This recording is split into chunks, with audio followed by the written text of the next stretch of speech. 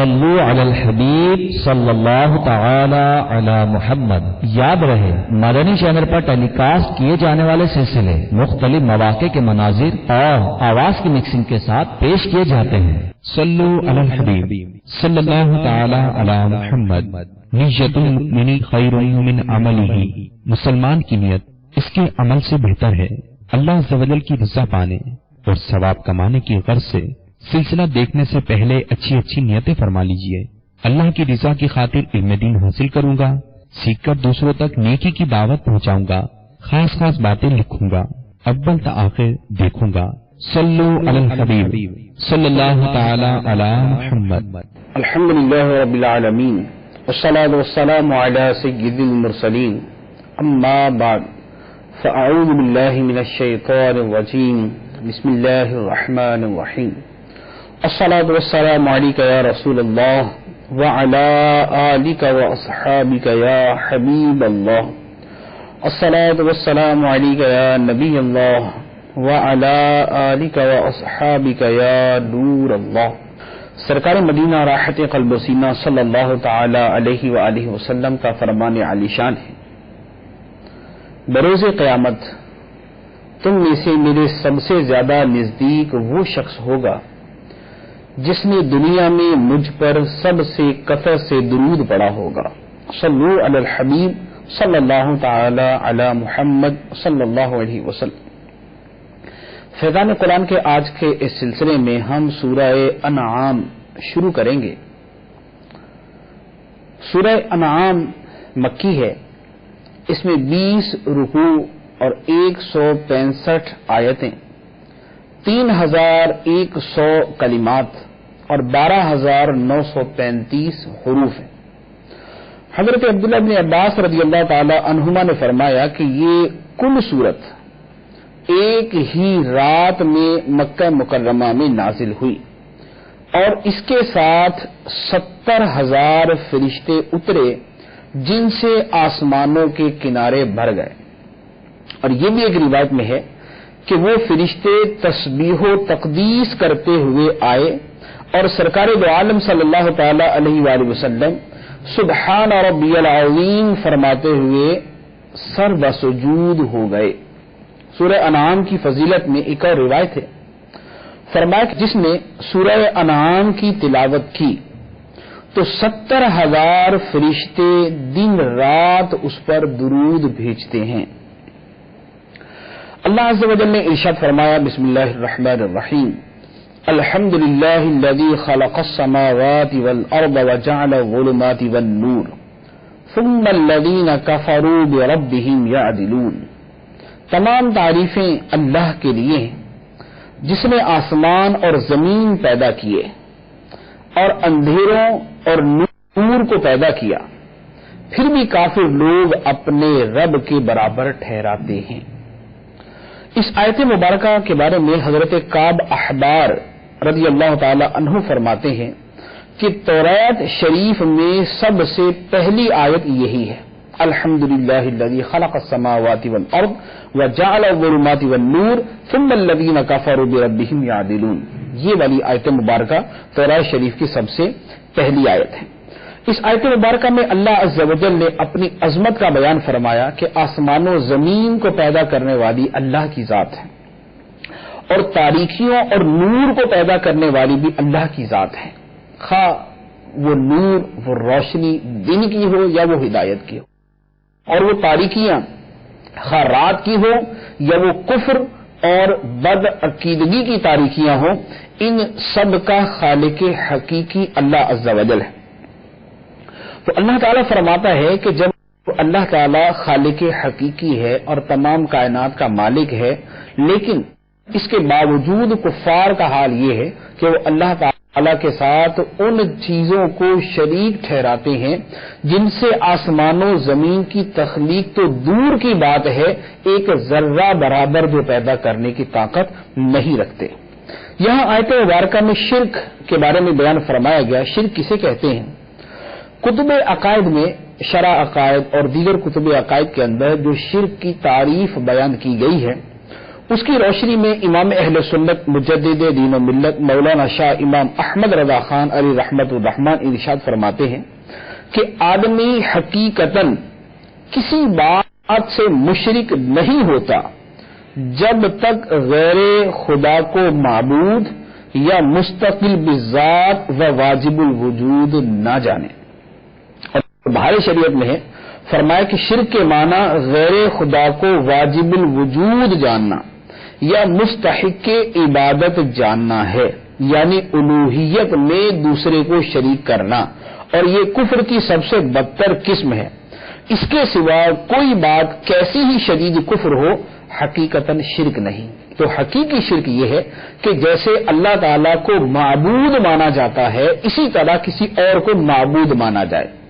اور دوسری صورت یہ ہے کہ جیسے اللہ تعالیٰ مستقل بذات اور واجب الوجود ہے، ہمیشہ سے ہمیشہ رہے گا، کسی کا محتاج نہیں، اور اس کا وجود ہمیشہ سے ہے.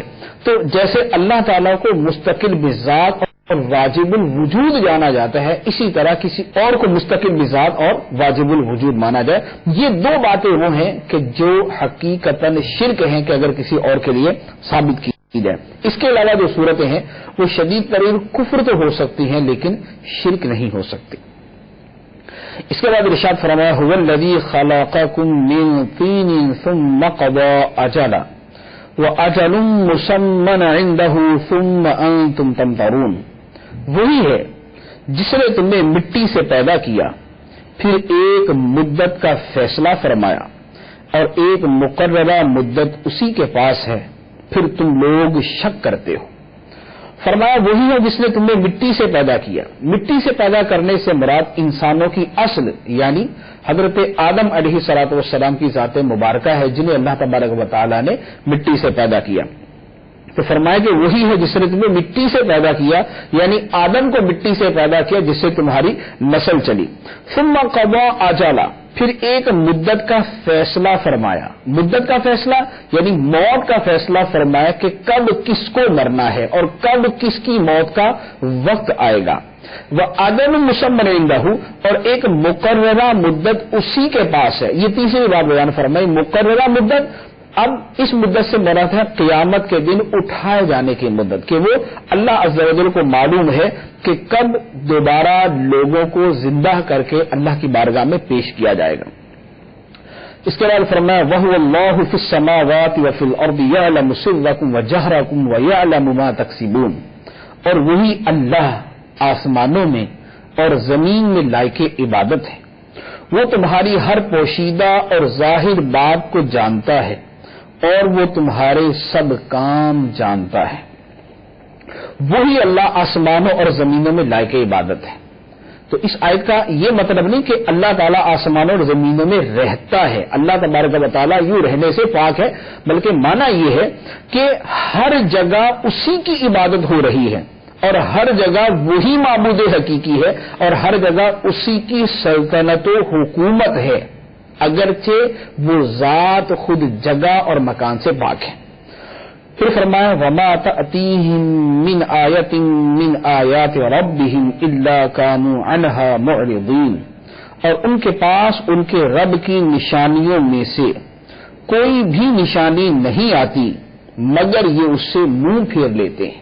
یہ مشرکین اور کفار کا حال ہے کہ اللہ تبارک و تعالیٰ کی آیات میں سے کوئی آیت، نشانیوں میں سے کوئی نشانی ان کے پاس نہیں آتی مگر وہ اس سے اعراض کرتے ہیں اور اس سے منہ پھیرتے ہیں، بلکہ نہ صرف اس سے منہ پھیرتے ہیں اور اس کی تصدیق کرنے سے انکار کرتے ہیں بلکہ اللہ تعالیٰ کی اس نشانی کا مذاق اڑاتے ہیں. چنانچہ اگلی آیت میں بیان فرمایا گیا فَقَدْ كَذَّبُوا بِالْحَقِّ لَمَّا جَاءَهُمْ فَسَوْفَ يَأْتِيهِمْ أَنبَاءُ مَا كَانُوا بِهِ يَسْتَهْزِئُونَ. تو بے شک انہوں نے حق کو جھٹلایا جب ان کے پاس آیا تو عنقریب ان کے پاس اس عذاب کی خوفناک خبریں آنے والی ہیں جس کا یہ مذاق اڑاتے تھے. فرمایا کہ انہوں نے دو کام کیے. فَقَدْ كَذَّبُوا بِالْحَقِّ، انہوں نے حق کو جھٹلایا، حق کا انکار کیا جب وہ ان کے پاس آیا. حق سے کیا مراد ہے؟ حق سے مراد ایک تو یا تو قرآن پاک یا سرکار دو عالم صلی اللہ تعالی علیہ وآلہ وسلم کی ذات مبارک ہے، اور مجموعی طور پر دین کی ہر شے حق میں داخل ہے. تو نبی کریم صلی اللہ علیہ وسلم کو، قرآن کو جو انہوں نے جھٹلایا، اور پھر اس کے ساتھ یہ اس کا مذاق اڑایا کرتے تھے کہ جو اس قرآن کے ذریعے انہیں عذاب کی خبریں دی جاتی تھی، تو فرمایا فسوف یاتیہم، ان قریب ان پر وہ خبریں آ جائیں گی جن کا یہ مذاق اڑایا کرتے تھے، جس عذاب کا یہ مذاق اڑاتے تھے وہ عذاب بذات خود ان پر آ جائے گا، اور پھر ان کو پتا چلے گا کہ جس عذاب کا یہ مذاق اڑاتے تھے وہ کیا چیز ہے۔ اس کے بعد پھر انہیں مزید سمجھانے کے لیے ارشاد فرمایا الم یروا کم اہلکنا من قبلہم من قرن مکناہم فی الارض ما لم نمکن لکم وارسلنا السماء علیہم مدرارا وجعلنا الانہار تجری من تحتہم فاہلکناہم بذنوبہم وانشأنا من بعدہم قرنا آخرین۔ کیا انہوں نے نہیں دیکھا کہ ہم نے ان سے پہلے کتنی قوموں کو ہلاک کر دیا جنہیں ہم نے زمین میں وہ قوت و طاقت عطا فرمائی تھی جو تمہیں نہیں دی، اور ہم نے ان پر موسلادھار بارش بھیجی اور ان کے نیچے نہریں بہا دی، پھر ان کے گناہوں کی وجہ سے انہیں ہلاک کر دیا اور ان کے بعد دوسری قومیں پیدا کر دی۔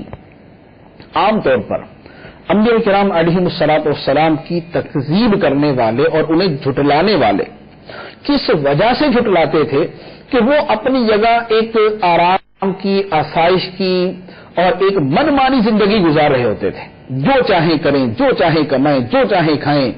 تو چونکہ وہ ایک آزادی کی زندگی گزار رہے ہوتے تھے اور اس کے بعد پھر ان پر کوئی عذاب نہیں آ رہا ہوتا تھا، ان پر کوئی پریشانی نہیں آ رہی ہوتی تھی، تو اب وہ اپنی اس خوشحالی کی حالت کو یہ سمجھتے تھے کہ یہ اللہ کی بارگاہ میں مقبول ہے۔ تو اس پر فرمایا گیا کہ یہ دنیاوی نعمتیں اور یہ دنیاوی آسائشیں غفلت میں مبتلا کرنے والی ہیں، تو فرمایا کہ کیا یہ لوگ یہ نہیں دیکھتے کہ ان سے پہلے کتنی قوموں کو ہم نے ہلاک کر دیا جن قوموں کے پاس ان سے زیادہ مال و دولت تھا، جن قوموں کے پاس ان سے زیادہ طاقت تھی، جن قوموں کے پاس ان سے زیادہ اقتدار تھا، ان کے پاس موسلادھار بارشیں نازل ہوتی تھی، ان کے پاس نہریں تھی، سرسبزیاں شادابیاں تھی، کھیت تھے، پھل تھے، باغات تھے، طرح طرح کی نعمتیں تھیں، ان تمام نعمتوں کے باوجود فأہلکناہم بذنوبہم، ہم نے انہیں ان کے گناہوں کی وجہ سے ہلاک کر دیا۔ تو جب پہلی قومیں اور پہلی امتیں تم سے زیادہ طاقتور، تم سے زیادہ مالدار، تم سے زیادہ خوشحال ہونے کے باوجود اپنے گناہوں کی وجہ سے تباہ و برباد ہو گئی، تو پھر تم کیا چیز ہو؟ اللہ تبارک و تعالی تمہیں بھی تمہارے کفر، تمہاری تکذیب اور تمہارے گناہوں کی وجہ سے ہلاک کر سکتا ہے۔ پھر دوسری بات یہاں پر جو اس آیت مبارکہ میں واضح فرمائی گئی ہے، وہ فرمایا کہ ہم نے ان پر موسلادھار بارشیں نازل کی اور ان کے نیچے نہروں کو جاری کر دیا، یعنی خوشحالی بے پناہ، باغات لگے ہوئے، پھل لگے ہوئے، کھیتیاں آباد ہیں، زمین سونا اگل رہی ہے، زمین سے نعمتیں مل رہی ہیں، فراوانی کے ساتھ نعمتیں ہیں، لیکن یہ ساری نعمتیں ان کے بارگاہ الہی میں مقبول ہونے کی دلیل نہیں، کیونکہ ان سب کے باوجود اللہ عز و جل نے ان کو ہلاک کر دیا۔ تو پتہ چلا کہ کفار کی دنیاوی ترقی کو دیکھ کر یہ نہیں سمجھ لینا چاہیے کہ وہ اللہ کی بارگاہ میں مقبول ہے اور ہم معاذ اللہ کی بارگاہ میں مقبول نہیں۔ کفار دنیاوی اعتبار سے پہلے بھی ترقی کرتے رہے، جنہوں نے صراحتاً نبیوں کو جھٹلایا اپنے اپنے زمانے میں، وہ بھی دنیاوی اعتبار سے خوشحال تھے، دنیاوی اعتبار سے طاقتور تھے، دنیاوی اعتبار سے ناز و نعم کے اندر تھے، مگر اللہ تبارک و تعالیٰ کی بارگاہ میں مردود تھے اور اپنے گناہوں کی وجہ سے ہلاک ہوئے۔ تو آج بھی کفار کے ممالک کی ترقیاں، ان کی دنیاوی ترقیاں، سائنسی ترقیاں، صنعتی ترقیاں، ان کے دنیاوی آسائش و آرام کو دیکھ کر اس احساس سے کمتری کا شکار نہیں ہونا چاہیے کہ معاذ اللہ یہ اللہ کی بارگاہ میں مقبول ہے، تبھی تو اللہ تعالیٰ نے ان کو اتنا کچھ عطا فرمایا۔ یہ کسی بھی طرح کامیابی کی یا اللہ کی بارگاہ میں مقبول ہونے کی دلیل نہیں ہے، ورنہ تو قارون اللہ کی بارگاہ میں بڑا مقبول ہوتا، اتنا سونا تھا اس کے بعد، فرعون اللہ کی بارگاہ میں بڑا مقبول ہوتا، بادشاہت تھی اس کے بعد، محلات تھے اس کے پاس، نعمتیں تھی اس کے پاس۔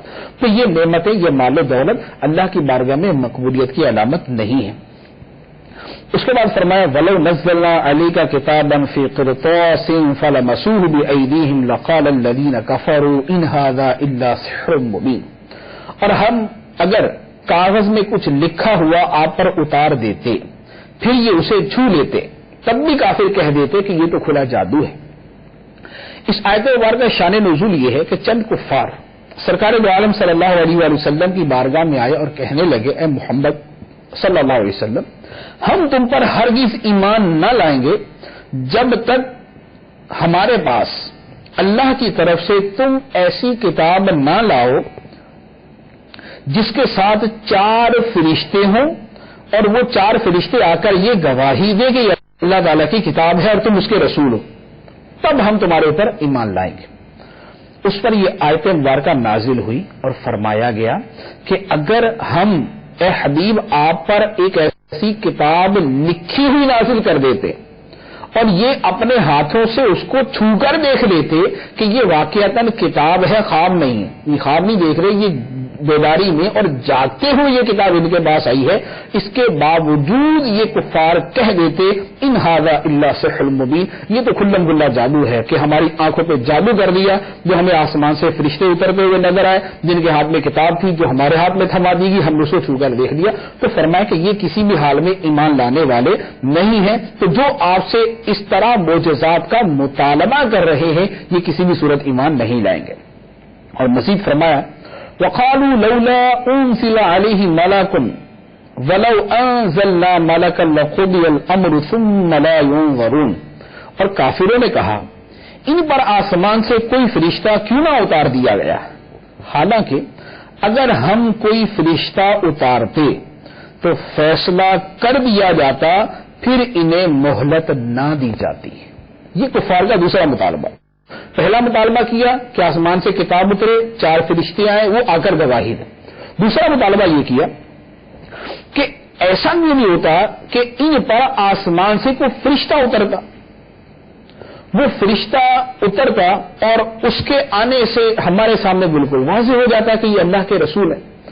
تو اللہ عز و جل نے ارشاد فرمایا وَلَوْ أَنزَلْنَا مَلَكًا، اگر ہم کوئی فرشتہ اتار دیتے جو ان سب کا مجموعی مطالبہ ہوتا اور ان کے اس مجموعی مطالبے پر ہم کوئی فرشتہ اتار دیتے لَقُضِيَ الْأَمْرُ، تو فیصلہ کر دیا جاتا، یعنی فرشتہ اترنے کے بعد بھی جب یہ ایمان نہ لاتے تو پھر فیصلہ کر دیا جاتا اور انہیں مہلت نہ دی جاتی۔ اب تو مہلت مل رہی ہے، نبی کریم صلی اللہ علیہ وآلہ وسلم انہیں ایمان کی دعوت دے رہے ہیں اور یہ ایمان کی دعوت قبول نہیں کر رہے تو مہلت پہ مہلت ملتی جا رہی ہے، لیکن جب غیب عیاں ہو جائے، جب غیب کا معاملہ ظاہر ہو جائے، فرشتہ کھلم کھلا ان کے سامنے آ جائے، اس کے بعد بھی اگر یہ اس نبی کو تسلیم کرنے سے انکار کرتے، قرآن کو ماننے سے انکار کرتے تو پھر ان کا فیصلہ کر دیا جاتا اور اسی وقت انہیں تباہ و برباد کر دیا جاتا۔ تو گویا یہ سمجھیں کہ ان کے مطالبے پر فرشتہ ان پر نہ اترنا ان کے لیے اللہ کی رحمت ہے کہ انہیں مزید مہلت مل گئی، مزید سوچنے سمجھنے اور قبول کرنے کی مہلت مل گئی۔ اس کے بعد مزید اللہ عز و جل نے ان کے جواب میں ارشاد فرمایا وَلَوْ جَعَلْنَاهُ مَلَكًا لَجَعَلْنَاهُ رَجُلًا وَلَلَبَسْنَا عَلَيْهِمْ مَا يَلْبِسُونَ، اور اگر ہم نبی کو فرشتہ بنا دیتے تو بھی اسے مرد ہی بناتے اور ان پر وہی شبہ ڈال دیتے جس میں اب پڑے ہوئے۔ یہ کفار کا جواب ہے جو نبی کریم صلی اللہ علیہ وسلم کو یہ کہا کرتے تھے کہ یہ نبی تو ہمارے جیسے انسان ہیں، یہ تو ہمارے جیسے بشر ہیں، اور اسی پاگل پن کے اندر یہ لوگ ایمان سے محروم رہتے تھے۔ تو انہیں یہ فرمایا گیا کہ انسانوں میں سے رسول مبعوث فرمانے کی حکمت یہ ہے کہ لوگ ان سے نفع حاصل کرے، ان سے فیض حاصل کرے، نبی صورت بشری میں جلوہ گر ہو تاکہ لوگ ان سے فیض حاصل کریں۔ اگر نبی فرشتے کی اصل صورت میں آ جائے، اگر فرشتے کو نبی بنا کر بھیج دیا جاتا اور فرشتہ اپنی اصلی صورت میں ان کے سامنے آ جاتا تو یہ تو اس کو دیکھنے کی طاقت بھی نہ رکھتے تھے، ان کے تو دل اس فرشتے کی صورت کی ہیبت کی وجہ سے، اس کی عظمت والی جو ہیبت ہے اس کی وجہ سے ان کے دل پھٹ جاتے اور یہ مر جاتے۔ تو فرمایا کہ اگر ہم کسی فرشتے کو بھی نبی بنا کے بیچتے تو اسے بھی انسانی شکل و صورت میں بیچتے، اسے بھی مرد بنا کر بیچتے، اور جب اسے بھی مرد بنا کر بیچتے تو ان کا شبہ پھر برقرار رہتا، یہ پھر وہی بات کہہ دیتے کہ یہ تو ہماری طرح بشر ہے۔ تو فرمایا کہ اس طرح فرشتے بھیجنے کا بھی ان کو فائدہ نہ ہوتا کہ اصل صورت میں آئے تو یہ مر جائیں، اور اصل صورت میں نہ آئے بلکہ صورت بشری کے اندر آئے تو یہ ایمان نہ لائیں۔ تو فرمایا کہ پھر فرشتے کو بھیجنے کا فائدہ کیا ان کے اوپر؟ تو فرمایا کہ یہ بہرحال کسی بھی صورت ایمان لانے والے نہیں ہیں۔ اس کے بعد فرمایا اور اے حبیب بے شک تم سے پہلے رسولوں کے ساتھ بھی مذاق کیا گیا، تو وہ جو ان میں سے رسولوں کا مذاق اڑاتے تھے ان پر ان کا مذاق ہی اتر آیا۔ سرکار دو عالم صلی اللہ علیہ وآلہ وسلم کی تسلی اور کفار کو دھمکی کے انداز میں سمجھایا گیا ہے۔ سرکار دو عالم صلی اللہ علیہ وسلم سے فرمایا کہ اے حبیب آپ سے پہلے بھی رسولوں کا مذاق اڑایا گیا، رسولوں کا مذاق اڑایا، انہوں نے صبر کیا تو آپ بھی صبر کیجیے۔ اور ان کافروں کے حوالے سے یہ ہے کہ جن پہلے کفار نے اپنے نبیوں کو جھٹلایا تھا تو جس عذاب کا وہ مذاق اڑاتے تھے وہی عذاب ان پر اتر آیا اور پھر ان کے ہنسی اڑانے کی کوئی جگہ باقی نہ رہی۔ تو فرمایا کہ یہی حال ان کا بھی ہو سکتا ہے جو آپ کی خبروں کا مذاق اڑاتے ہیں اور وہ آپ کا مذاق اڑاتے ہیں۔ پھر فرمایا قل سیروا فی الارض ثم انظروا کیف کان عاقبۃ المکذبین، تم فرما دو زمین میں سیر کرو پھر دیکھو کہ جھٹلانے والوں کا کیسا انجام ہوا۔ سرکار دو عالم صلی اللہ علیہ وسلم کو فرمایا گیا کہ آپ ان کفار سے فرمائیں کہ اے عذاب کا مذاق اڑانے والوں زمین میں چل پھر کر ان مقامات کو دیکھو جہاں پر لوگوں نے اپنے نبیوں کو جھٹلایا تو ان کا کیا انجام ہوا اور وہ کس طرح تہس نہس کر دیے گئے اور کس طرح انہیں تباہ و برباد کر دیا گیا، تاکہ وہ اجڑی بستیاں دیکھ کر اور ان لوگوں کا حال دیکھ کر انہیں عبرت حاصل ہو۔ ثم انظروا کیف کان عاقبۃ المکذبین، پھر دیکھو کہ جھٹلانے والوں کا کیسا انجام ہوا۔ تو جو عذاب کی جگہ ہیں وہاں اس طور پر جانا کہ وہاں جا کر عبرت حاصل ہو، یہ ایک قرآنی حکم ہے اور ایک عمدہ بات ہے۔ اسی طرح وہ جگہ جہاں رحمت الہی نازل ہوتی ہے تو وہاں پر جانا تاکہ یہ پتا چلے کہ جن پر اللہ تعالیٰ انعام فرماتا ہے ان کی کیا شان ہوتی ہے، اس کے لیے جانا بھی اللہ تعالیٰ کی بارگاہ میں بڑا محبوب عمل ہے۔ تو جہاں اولیاء کرام کے مزارات ہیں، جہاں اولیاء کرام بستے ہیں، وہاں جانا، وہاں ان کی ہر دل عزیزی کو دیکھنا، وہاں اللہ کی رحمتوں کا نزول دیکھنا، یہ دل کے اندر ایمان کو مزید مضبوط اور پختہ کرتا ہے۔ اس کے بعد ارشاد فرمایا قل لمن ما فی السماوات والارض قل للہ كتب على نفسه الرحمة ليجمعنكم الى يوم القيامة لا ريب فيه الذين خسروا انفسهم فهم لا يؤمنون، تم فرماؤ کس کا ہے جو کچھ آسمانوں اور زمین میں ہے، فرما دو اللہ ہی کا ہے، اس نے اپنے ذمہ کرم پر رحمت لکھ لی ہے، بے شک وہ ضرور تمہیں قیامت کے دن جمع کرے گا جس میں کچھ شک نہیں۔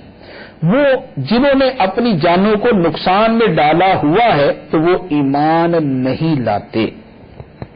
اس آیت مبارکہ میں سرکار دو عالم صلی اللہ تعالی علیہ وآلہ وسلم سے فرمایا گیا کہ اے حبیب آپ ان سے پوچھیں کہ آسمان و زمین کا مالک کون ہے، کس کی ملکیت میں ہے آسمان اور زمین؟ تو یہ کفار بت پرستی کے باوجود یہ نہیں کہیں گے کہ ہمارے بت آسمان و زمین کے مالک ہیں، کیونکہ یہ تو ان کو بھی پتا ہے کہ یہ بت آسمان و زمین کے مالک نہیں بلکہ یہ تسلیم کریں گے کہ اللہ تعالیٰ آسمان و زمین کا مالک ہے۔ اور بالفرض اگر یہ تسلیم نہ کریں تو اے حبیب تم فرما دو کہ آسمان و زمین میں جو کچھ ہے وہ سب اللہ کا ہے۔ تو جب ساری کائنات کا مالک اللہ ہے تو وہ مالک حقیقی ہی ساری کائنات کے لیے عبادت کا مستحق ہے کہ ساری کائنات اسی کی عبادت کرے۔ پھر فرمایا کتب علی نفسہ الرحمہ، اللہ نے اپنے ذمہ کرم پر رحمت لکھ لی ہے کہ اللہ تعالیٰ رحم فرمائے گا، اور اللہ تعالیٰ کی رحمت عامہ جو ہے وہ سب کو ہے، وہ کافروں پر بھی ہے، وہ مسلمانوں پر بھی ہے، وہ ماننے والوں پر بھی ہے، وہ نہ ماننے والوں پر بھی ہے، سب کے لیے رحمت کہ اللہ تعالیٰ نے سب کے لیے ہدایت کے راستے متعین فرما دیے، سب کے لیے رسولوں کو مبعوث فرمایا، ان کے لیے کتابیں نازل فرمائی، ان کے سامنے حق اور باطل کا راستہ واضح کر دیا. تو یہ اللہ تعالیٰ کی سب کے لیے رحمت ہے کہ ان علامات اور ان نشانیوں اور ان راستوں کو دیکھ کر سیدھا راستہ اختیار کیا جا سکے. اسی طرح اللہ تعالیٰ رزق دیتا ہے، زندگی دیتا ہے، صحت دیتا ہے، نعمتیں دیتا ہے، بارشیں دیتا ہے، مال دیتا ہے، خوشحالی دیتا ہے. یہ بھی اللہ تبارک و تعالیٰ کی رحمتیں ہیں. تو اللہ تعالیٰ کی رحمتیں عامہ سب کے لیے ہے. ہاں قیامت کے دن رحمت خاصہ ہوگی، وہ مومنین کے لیے ہوگی. تو فرمایا وَلَهُ مَا سَكَنَ فِي اللَّيْلِ وَالنَّهَارِ وَهُوَ السَّمِيعُ الْعَلِيمُ. اور سب کچھ اسی کا ہے جو کچھ بھی رات اور دن میں بستا ہے، اور وہی سننے والا جاننے والا ہے. سب کچھ اسی کا ہے، یعنی سب کچھ اللہ کا ہے جو دن اور رات میں بسنے والا ہے یا دن اور رات میں سکون حاصل کرنے والا ہے. مراد یہ کہ دن اور رات میں جو چیز بھی سکون حاصل کرنے والی ہے یا جو چیز بھی سکونت اختیار کرنے والی ہے، بسنے والی ہے، وہ سب کی سب اللہ عز و جل کی ملک ہے. وہ السمیع العلیم، اور اللہ تعالیٰ سننے والا جاننے والا ہے. وہ سب کی سنتا بھی ہے اور سب کی معلومات بھی اس کو ہے. اس کے بعد فرمایا قل اغیر اللہ اتخذ ولیا فاطر السماوات والارض وهو يطعم ولا يطعم قل انی امرت ان اکون اول من اسلم ولا تکونن من المشرکین. تم فرماؤ کیا کسی اور کو اس اللہ کے سوا معبود بنا لوں جو آسمانوں اور زمین کا پیدا فرمانے والا ہے، حالانکہ وہ سب کو کھلاتا ہے اور وہ خود کھانے سے پاک ہے. تم فرما دو مجھے حکم دیا گیا ہے کہ میں سب سے پہلے فرما برداری کے لیے گردن جھکاؤں، اور تو ہرگز شرک کرنے والوں میں سے نہ ہونا. کفار عرب نے سرکار دو عالم صلی اللہ علیہ وسلم سے کہا کہ آپ ہمارے ملک والوں کے دین میں آ جائیں اور توحید کا ذکر چھوڑ دیں. اور اس پر انہوں نے ترغیب اور انعام اور لالچ بھی دی. اس پر اللہ عز و جل کی طرف سے سرکار دو عالم صلی اللہ علیہ وسلم کو فرمایا گیا کہ اے حبیب آپ ان سے فرمائیں کہ کیا میں اللہ کے سوا کسی اور کو معبود بنا لوں، وہ اللہ کہ جس نے آسمانوں اور زمین کو پیدا کیا ہے، تو اس کے علاوہ میں کسی اور کو کیسے معبود بنا سکتا ہوں جو ساری کائنات کو کھلانے والا ہے اور خود کھانے سے پاک ہے، خود محتاجی سے پاک ہے اور ساری کائنات اس کی محتاج ہے. تو اتنی عظیم ذات کو چھوڑ کر یہ چند ٹکوں کی خاطر اور چند ذاتی منفعتوں اور مفادات کی خاطر میں اس عظیم اللہ عز و جل کو کیسے چھوڑ سکتا ہوں؟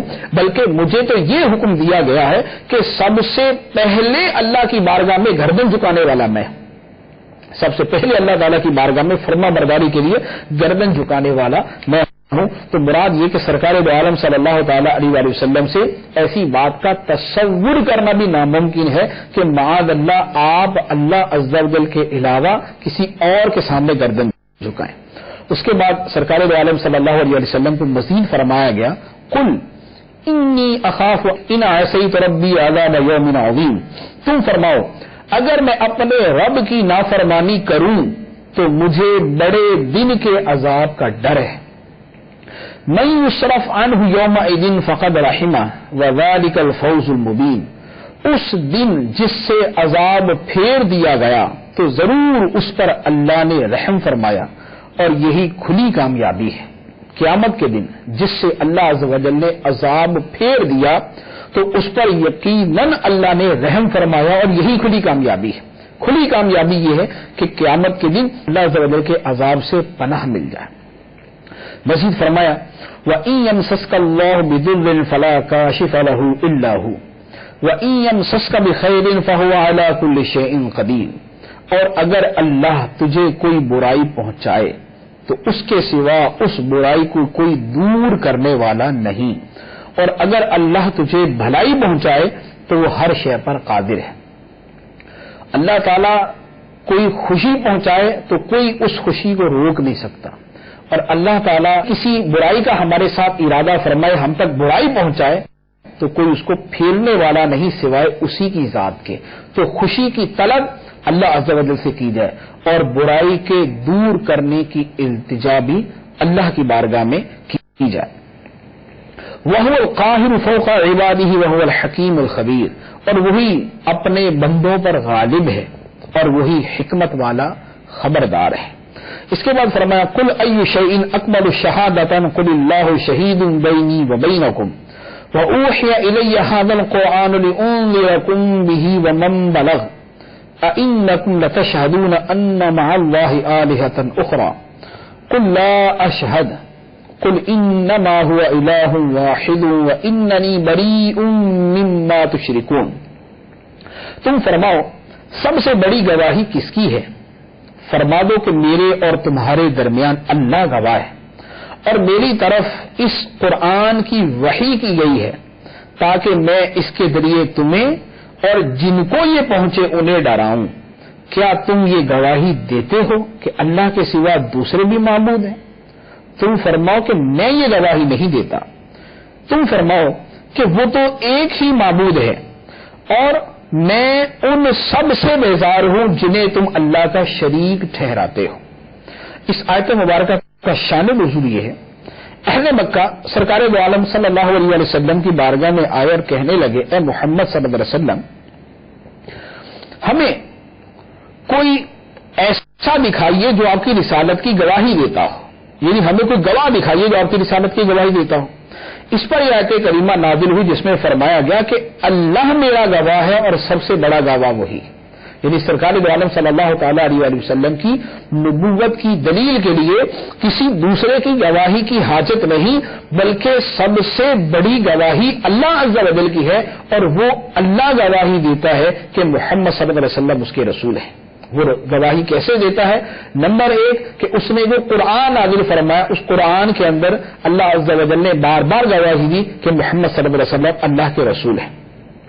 दूसरा है कि अल्लाह अज़्ज़ा व जल ने अपने खास बंदों के जरिए नबी करीम सल्लल्लाहु अलैहि वसल्लम की नबूवत की गवाही दिलवाई। और तीसरा ये कि अल्लाह ताला ने अपने हबीब सल्लल्लाहु अलैहि वसल्लम को मोजज़ात अता फरमाए, जो मोजज़ात आपकी नबूवत की गवाही देते हैं, आपकी नबूवत पर दलालत करते हैं और उनकी तस्दीक करते हैं।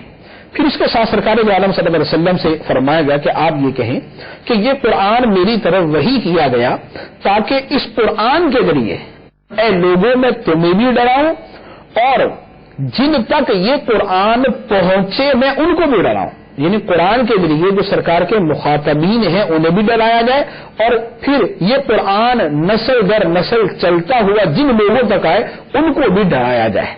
एक माना तो ये। दूसरा मफहूम ये है, फरमाया कि मैं इस कुरान के जरिए तुम्हें डराऊं और जिन मुसलमानों तक ये कुरान पहुंचे वो भी इस कुरान के जरिए तुम्हें डराएं, यानी अपने अपने जमाने वालों को डराएं।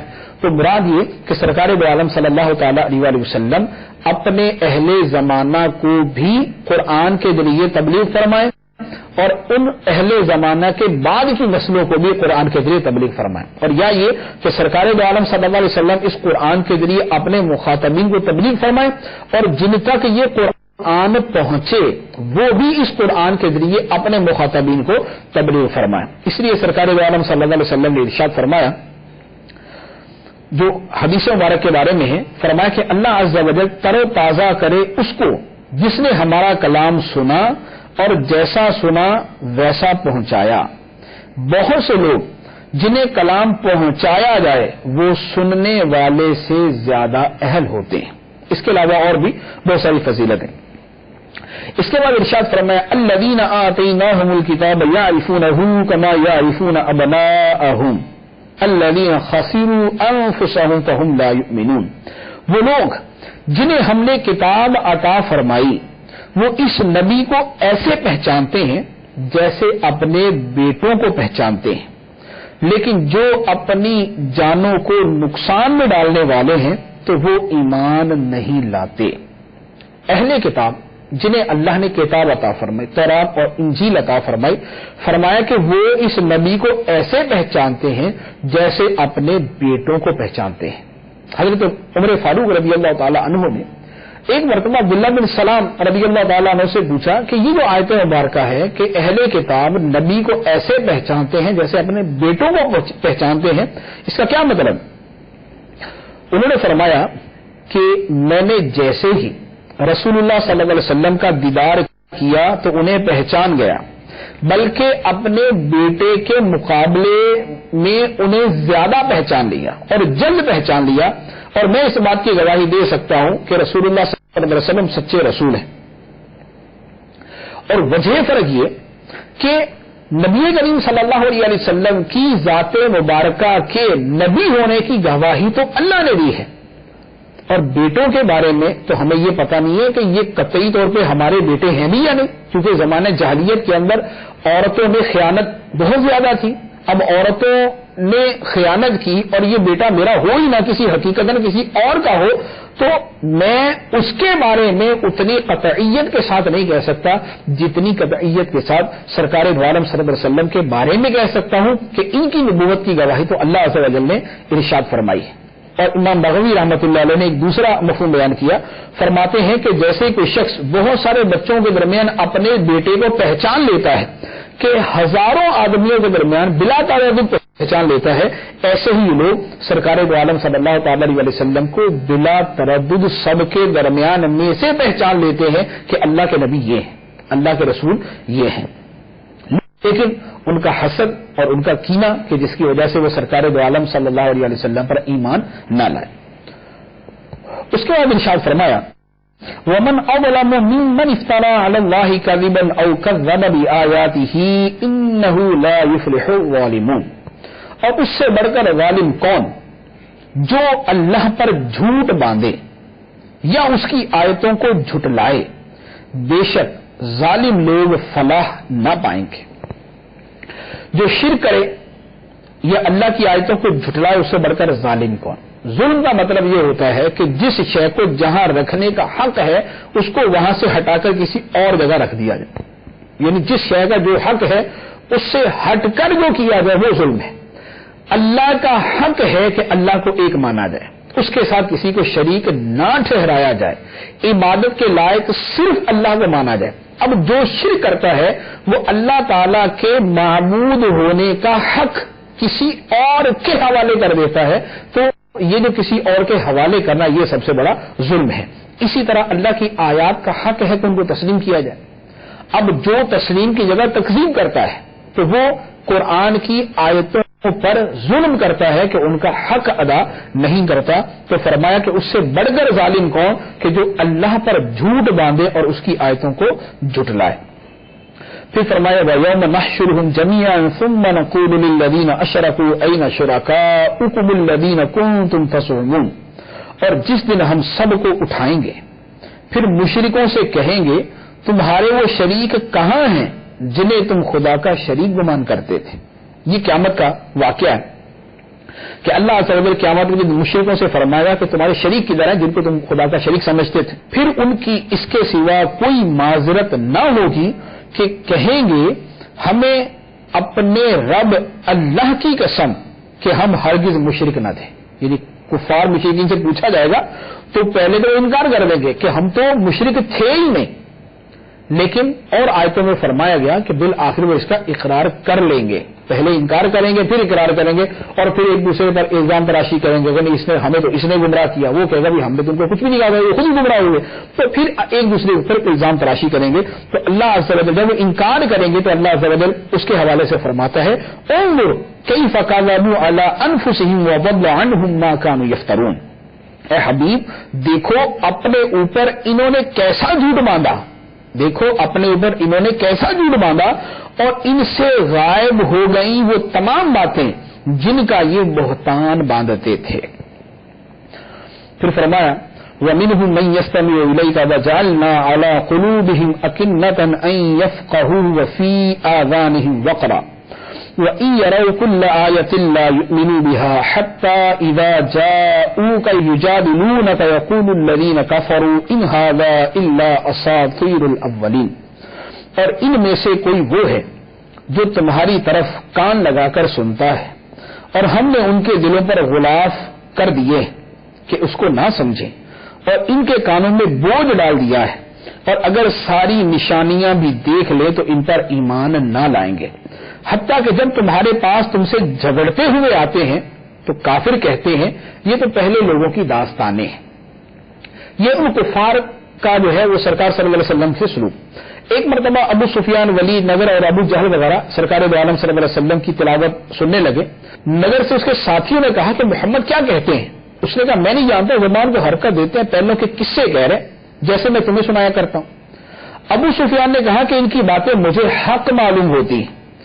ابو جہل نے کہا کہ اس کا اقرار کرنے سے مر جانا بہتر ہے. اس پر یہ آیت مبارکہ نازل ہوئی کہ یہ کسی بھی حال میں اسلام قبول کرنے والے نہیں ہیں اور قرآن پاک کو قصے کہانیاں کہہ کر معاذ اللہ اس کی تکذیب کرتے ہیں.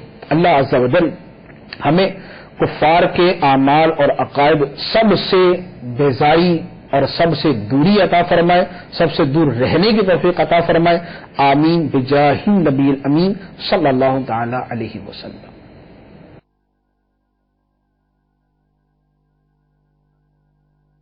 صلو علی الحبیب صلی اللہ تعالی علی محمد. ابھی جو سلسلہ آپ نے ملاحظہ فرمایا اس کے بارے میں اپنے تاثرات اور مدنی مشورے 03012612 پر SMS یا feedback@madanichannel.tv پر میل کر سکتے ہیں.